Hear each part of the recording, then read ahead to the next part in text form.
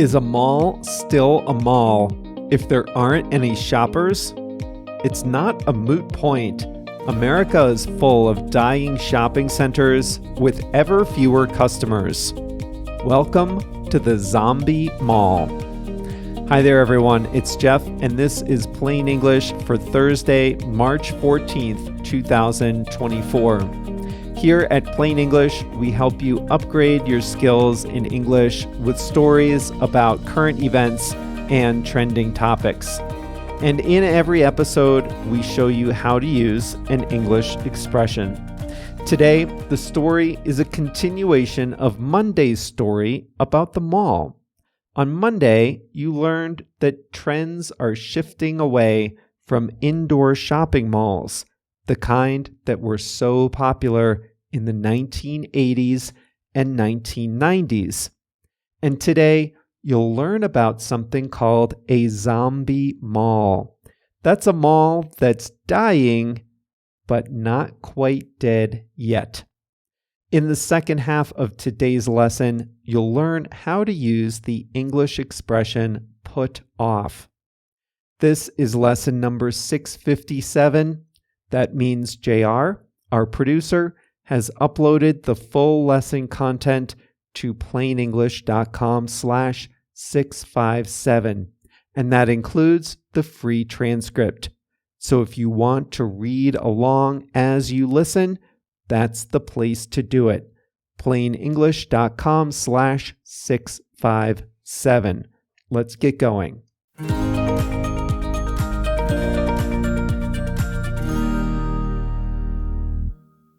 In pop culture, malls are buzzing with activity, the backdrop to social drama and comfortable suburban life. But that's not the full story, at least not anymore. A lot of malls in the United States are in a zombie phase, a phase where they're not quite dead, but not fully alive either. Remember what we talked about on Monday. 1, America has too many malls. And 2, consumer preferences have shifted away from this type of shopping. Put these two factors together and you can see the problem. The number of shoppers simply doesn't justify the amount of space that has been built. So that means some malls are out of luck. These are the malls that are in less wealthy areas, the malls that are older, the malls that can't compete with newer properties nearby, or the malls that are just too far from the local population.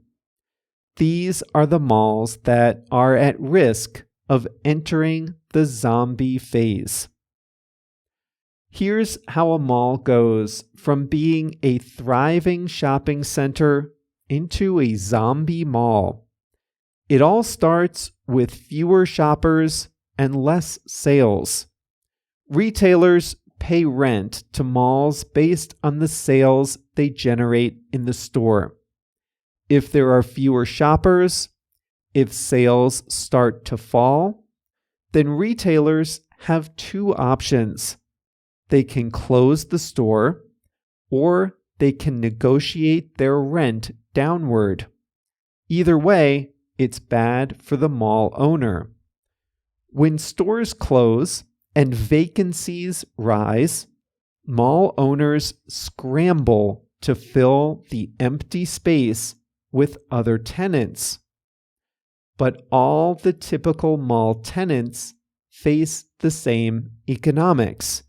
So when stores close, it's not easy to replace them with a similar store. So mall owners often turn to other types of tenants that you might not associate with an indoor mall. They try to recruit movie theaters, grocery stores, and gyms, hoping they'll attract more shoppers to the mall. If that doesn't work, They might convert some space into call centers, offices for nonprofits, government offices, or schools. But those tenants can't afford the high rents of the past. So think about this. Mall owners make less rent from their space, but they still have to pay their fixed costs: electricity, heat, security, taxes, and insurance. So what can they do? They cut costs where they can. They don't invest as much in marketing. They put off indoor maintenance projects. They don't resurface the parking lot as much as they once did. They cut cleaning expenses. They may reduce opening hours. The retailers who remain look at this and think, we're not getting the same value for our rent as we used to. So they negotiate discounts on their rents, furthering the downward spiral of the mall's finances. For many mall owners, the answer is to default on their loans. That means they stop paying their mortgages and they turn the property over to their lenders. Lenders then quickly sell the properties at a steep discount to other investors who specialize in owning struggling malls. Now from there, the cycle continues. The zombie malls have new owners, and those owners bought the asset cheap. They bought it cheap, and they run it cheap. They cut costs and manage the mall's decline, hoping to make enough of a profit before the mall has to close for good. For shoppers, it's depressing. The parking lot is full of potholes. There might be leaks or bad smells inside. Entire wings are dark, with only empty storefronts and for rent signs. The corridors, once buzzing with activity, are eerily quiet. The food court is a ghost town. The whole place looks like it needs a good deep cleaning. Yes, it's still open. Yes, you can go in and wander around. Yes, there are a few stores still open. But going to a zombie mall is an empty, depressing experience. If this were any business other than real estate, the business would shut down forever. But a mall is a big place, and it can't easily be repurposed into something else. Owners can't snap their fingers and make it an office park, a school, warehouses, or apartments. To do that requires more investment for an uncertain return. Just tearing the building down can cost many millions of dollars. So the investor owners hold on to these zombie malls and try to squeeze some value out of them while they still can. The properties are dying a long, slow, painful, embarrassing death. But for the owners, owning a zombie mall is still better than any alternative. While they're dying, the malls are still profitable for the owners who bought them at a steep discount. These malls are a problem for the towns and cities where they're located. Local governments fund schools and local services through property taxes. Property tax is based on the value of the property.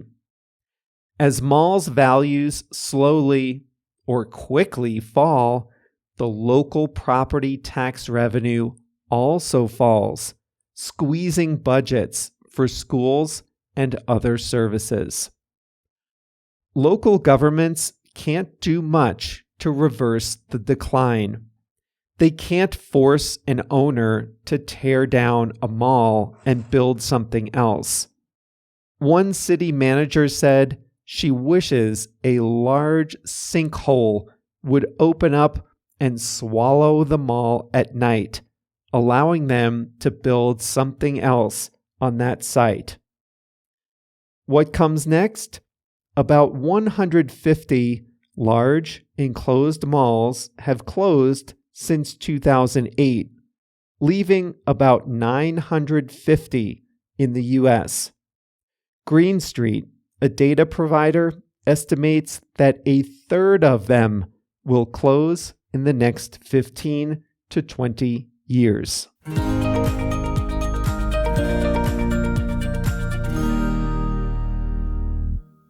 If you go to the transcript and find a section called Dig Deeper, you'll see a link to a video that takes you through a zombie mall. It's a really good video.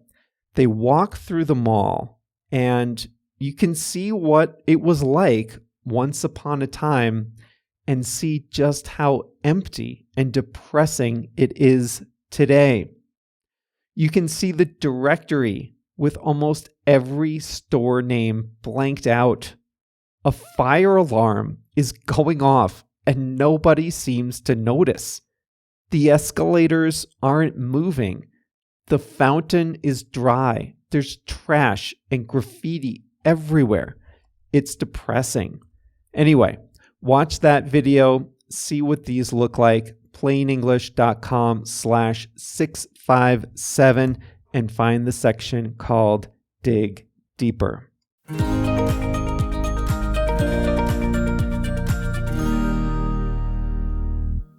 Put off. We use put off when we delay or postpone something that we know we have to do. And usually, when you put something off, it's because you don't want to do it. It's good for you, but you don't want to do it. There's an element of procrastination in here. It's something you should do. It's something you should do now. But if you put it off, you delay it until another time. Students are the kings and queens of putting things off. I like to plan ahead now. JR knows that. But when I was in college, I would always put off studying until the week or a few days before the test. Sometimes the professors would give us an assignment a month, 6 weeks before it was due. But what did we all do? Without fail, we put it off until the last minute. To put something off until the last minute is to delay it until you can't delay it anymore. Here's a great example. When I lived in Chicago for the second time, I had a back porch, and the back porch door was never perfect. The solid door closed and locked, but the screen door didn't close properly. And I knew when I bought that apartment, I knew that eventually I'd want to fix that door. But I put it off. The time was never right to spend my money on repairing a screen door. It worked fine, but it just didn't close properly. Every time I go in and out of that door, every day during the summer, every few days during the winter, I'd think, I really need to get this door fixed. And every time I thought, yes, but there are other priorities in my life right now. I put it off for years. I did finally get it fixed. I think the year I moved out, I lived there for 6 years. I put off fixing the door for 5 out of the 6 years I lived there. If I had just done it at the beginning, it would have cost less, and I would have enjoyed a functioning door for much longer. But that's what happens when you put things off. Malls are struggling these days. If you own a shopping mall and the tenants aren't paying much rent, or there's a lot of vacant space, what can you do to save money? Number one thing, you can put off maintenance. Just don't repair the parking lot. Don't repair the fountain. Don't replace lights that are burned out. That's how a mall can become a zombie mall where nobody wants to be. Health. This is another area where people put things off. If something's wrong, the best thing is to address it and not wait.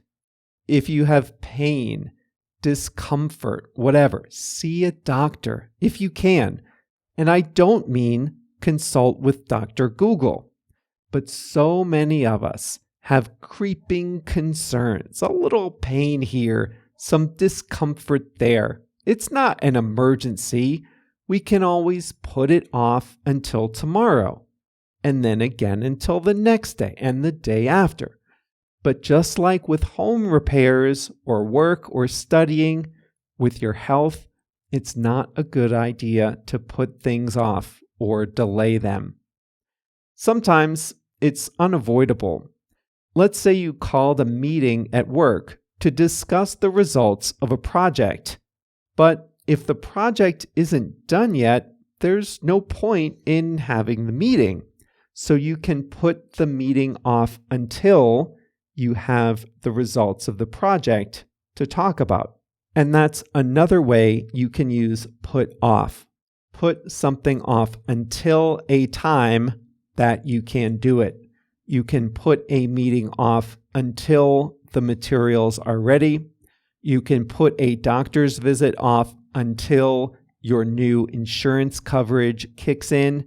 You can put a school paper off until the night before it's due. How did we not do put off until now? It's really common. I've probably said it 100 times.